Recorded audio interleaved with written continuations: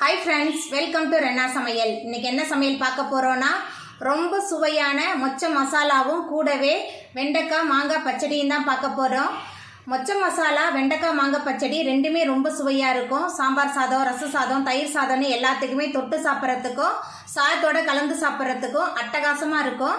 எளிமையான முறையில் செய்யக்கூடிய இந்த மொச்சை மசாலா வெண்டைக்காய் மாங்காய் பச்சடி ரொம்ப சுவையாக எப்படி செய்கிறதுன்னு வாங்க பார்த்துடலாம். மொச்சை மசாலா பண்ணுறதுக்கு 2 டேபிள் ஸ்பூன் அளவுக்கு எண்ணெய் சேர்த்துடலாம். எண்ணெய் சூடாகி வந்துட்டு இதில் பட்டை, கிராம்பு, ஏலக்காய் 1 டேபிள் ஸ்பூன் அளவுக்கு சோம்பு சேர்த்துடலாம். அப்போ தான் ரொம்ப மணமாக இருக்கும். கூடவே 30 சின்ன வெங்காயம் பொடியாக நறுக்கி வச்சுருக்கேன். சின்ன வெங்காயம் சேர்த்துடலாம். வெங்காயத்தை சேர்த்துட்டு நல்லா வதக்கிடலாம். வெங்காயம் நல்லா வதங்கி வந்துடுச்சு. இப்போ இதில் 10 பல் பூண்டு பொடியாக நறுக்கி வச்சுருக்கேன். பூண்டு சேர்த்துடலாம். கூடவே ஒரு தக்காளி பழம், கொஞ்சமாக கருவேப்பிலை, 2 டேபிள் ஸ்பூன் அளவுக்கு இஞ்சி பூண்டு விழுது எல்லாத்தையும் சேர்த்துட்டு நல்லா வதக்கிடலாம். வெங்காயம், தக்காளி எல்லாம் நல்லா வதங்கி இஞ்சி பூண்டோட பச்சை வாசனை போகணும். அது வரைக்கும் நல்லா வதக்கிடலாம். சின்ன வெங்காயம், பூண்டெல்லாம் அதிகமாக சேர்த்து செய்யும்போது மொச்சை மசாலா ரொம்ப சுவையாக இருக்கும். குழந்தைங்க கூட இந்த மொச்சை மசாலாவை நல்லா விரும்பி சாப்பிடுவாங்க. தயிர் சாதம், சாம்பார் சாதம், ரச சாதத்துக்கெலாம் ரொம்ப அட்டகாசமாக இருக்கும். நல்லா வதக்கிடலாம். வெங்காயம், தக்காளிலாம் நல்லா வதங்கி இஞ்சி பூண்டோட பச்சை வாசனை போயிடுச்சு. இப்போ இதில் நம்ம மொச்சை சேர்த்துக்கலாம். மொச்சை நான் காஞ்ச மொச்சை தான் முதல் நாள் இரவே ஊற வச்சு வேக வச்சு வச்சுருக்கேன். வேக வச்சு வைக்கும்போது அது தண்ணியை வடித்து வச்சுருக்கேன். இப்போ இதில் கொஞ்சமாக உப்பு சேர்த்துக்கலாம். மொச்சை வேக வைக்கும்போதே கொஞ்சம் உப்பு சேர்த்துருக்கேன். அதுக்கப்புறமா குழம்பு மிளகாய் தூள் 2 டேபிள் ஸ்பூன் சேர்க்குறேன். உங்கள் காரத்துக்கு தகுந்த மாதிரி சேர்த்துக்கோங்க. மஞ்சத்தூள் 1 ஸ்பூன் எல்லாத்தையும் சேர்த்துட்டு நல்லா வதக்கிடலாம். மொச்சை மசாலா எல்லாமே கலந்து நல்லா வதங்கணும். நல்லா வதக்கிடலாம். மொச்சை மசாலா எல்லாமே சேர்ந்து நல்லா கலந்து வதங்கிருச்சு. இப்போ இதில் தண்ணி சேர்த்துக்கலாம். தண்ணி சேர்த்துட்டு நல்லா கலந்து விட்டுடலாம். தண்ணி சேர்த்துட்டு நல்லா கலந்து விட்டாச்சு. இப்போ ஒரு மூடி போட்டு வேக வச்சிடலாம். மசாலா, மொச்சை எல்லாமே சேர்ந்து நல்லா கலந்து வெந்து வரட்டும். பாருங்கள், மொச்சை மசாலா ரெண்டுமே சேர்ந்து நல்லா கலந்து வதங்கி எண்ணெயெல்லாம் பிரிஞ்சு வந்துருச்சு. இப்போ இதில் 1 டேபிள் ஸ்பூன் அளவுக்கு நம்ம கரம் மசாலா சேர்த்துக்கலாம். கடைசியாக சேர்க்கும்போது நல்ல மணமாக இருக்கும். அதுக்கப்புறமா தேங்காய் துருவல் சேர்த்துடலாம். சேர்த்துட்டு நல்லா கலந்து விட்டுடலாம். தேங்காய் துருவல், கரம் மசாலா சேர்த்துட்டு மொச்சையை நல்லா கலந்தாச்சு. இப்படியே ஒரு 5 நிமிஷத்துக்கு இருக்கட்டும். எல்லாமே சேர்ந்து நல்லா கொதித்து வரட்டும். மொச்சை மசாலா எல்லாமே சேர்ந்து நல்லா கொதித்து வெந்து வந்துருச்சு. எண்ணெயும் பிரிஞ்சு வந்துருச்சு. பாருங்கள், நம்மளோட சுவையான மொச்சை மசாலா சூப்பராக ரெடி ஆகிட்டு. உங்களுக்கு வேணும்னா நீங்கள் கொத்தமல்லி தழை தூவிக்கோங்க. நான் கொத்தமல்லி தலையெல்லாம் தூவலை. இப்போ நம்ம அடுப்பு ஆஃப் பண்ணிடலாம்.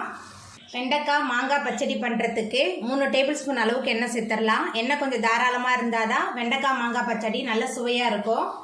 எண்ணெய் சூடாகிட்டு இதில் 1 ஸ்பூன் அளவுக்கு கடுகு சேர்த்துடலாம். கடுகு பொரிய ஆரம்பிச்சிருச்சு. பொடியாக நறுக்குன 10 சின்ன வெங்காயம் சேர்த்துடலாம். கூடவே ஒரு தக்காளி பழம், கொஞ்சமாக கருவேப்பிலை எல்லாத்தையும் சேர்த்துட்டு நல்லா வதக்கிடலாம். வெங்காயம், தக்காளியெல்லாம் நல்லா வதங்கணும். நல்லா வதக்கிடலாம். வெங்காயம், தக்காளி நல்லா வதங்கி வந்துருச்சு. இப்போ இதில் நம்ம நறுக்கி வச்சுருக்க வெண்டைக்காய் சேர்த்துடலாம். வெண்டைக்காய் சேர்த்துட்டு இந்த எண்ணெயிலே கொஞ்சம் நேரத்துக்கு நல்லா வதக்கிடலாம். வெண்டைக்காய் மாங்காய் பச்சடி ரொம்ப சுவையாக இருக்கும். சாயத்தோடு கலந்து சாப்பிட்லாம். தயிர் சாயத்தோடலாம் சாப்பிட்றதுக்கு அட்டகாசமாக இருக்கும். நல்லா வதக்கிடலாம். வெண்டைக்காவை எண்ணெயில் வதக்கி செய்யும்போது அந்த நூல் மாதிரி வழுவழுப்பாக வரும்ல, அந்த மாதிரி இல்லாமல் இருக்கும். அதனால தான் எண்ணெயில் வெண்டைக்காய் வதக்கிறது. நல்லா வதக்கிடலாம். வெண்டைக்காய் சேர்த்துட்டு நல்லா வதக்கியாச்சு. வெண்டைக்காயில் உள்ள அந்த வழுவழுப்பு தன்மையெல்லாம் போயிடுச்சு. இப்போ இதில் நம்ம பொடியாக நறுக்கி வச்சுருக்கிற பாதி மாங்காய் சேர்த்துடலாம். இது ஒட்டு மாங்காய். கூடவே 1 டேபிள் ஸ்பூன் அளவுக்கு தனி மிளகாய் தூள் சேர்த்துக்கலாம். உங்கள் காரத்துக்கு தகுந்த மாதிரி சேர்த்துக்கோங்க. அதுக்கப்புறமா மஞ்சத்தூள், உப்பு சேர்த்துக்கலாம். சேர்த்துட்டு எல்லாத்தையும் நல்லா கலந்து விட்டுடலாம். மசாலா தூள் சேர்த்துட்டு நல்லா கலந்தாச்சு. இப்போ தண்ணி சேர்த்துக்கலாம். தண்ணி சேர்த்துட்டு நல்லா கலந்து விட்டுடலாம். தண்ணி சேர்த்துட்டு நல்லா கலந்து விட்டாச்சு. ஒரு மூடி போட்டு வேக வச்சிடலாம். வெண்டைக்காய், மாங்காய் எல்லாமே சேர்ந்து நல்லா கலந்து வெந்து எண்ணெய் பிரிஞ்சு வரட்டும். வெண்டைக்காய், மாங்காய் ரெண்டுமே சேர்ந்து நல்லா கலந்து வதங்கி வெந்து வந்துருச்சு. இப்போ இதில் நம்ம அரைச்சி வச்ச தேங்காய் விழுது சேர்த்துடலாம்.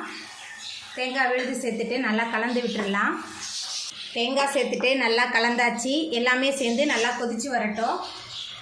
தேங்காய் சேர்த்து நல்லா கொதிக்க ஆரம்பிச்சிருச்சு. நம்மளோட சுவையான வெண்டைக்காய் மாங்காய் பச்சடி சூப்பராக ரெடி ஆகிட்டு. இப்போ நம்ம அடுப்பு ஆஃப் பண்ணிடலாம். அவ்வளோதாங்க, ரொம்ப சுவையான மொச்சை மசாலா வெண்டைக்காய் மாங்காய் பச்சடி சூப்பராக ரெடி ஆகிட்டு எளிமையான முறையில் ரொம்ப சுவையாக செய்யக்கூடிய இந்த மொச்சை மசாலா வெண்டைக்காய் மாங்காய் பச்சடியை நீங்களும் உங்கள் வீட்டில் செஞ்சு பாருங்கள். இந்த வீடியோ உங்களுக்கு பிடிச்சிருந்தா லைக் பண்ணுங்கள், ஷேர் பண்ணுங்கள், கமெண்ட் பண்ணுங்கள், சப்ஸ்கிரைப் பண்ணுங்கள். அப்படியே பக்கத்தில் உள்ள பெல் பட்டனை கிளிக் பண்ணிடுங்க. நன்றி.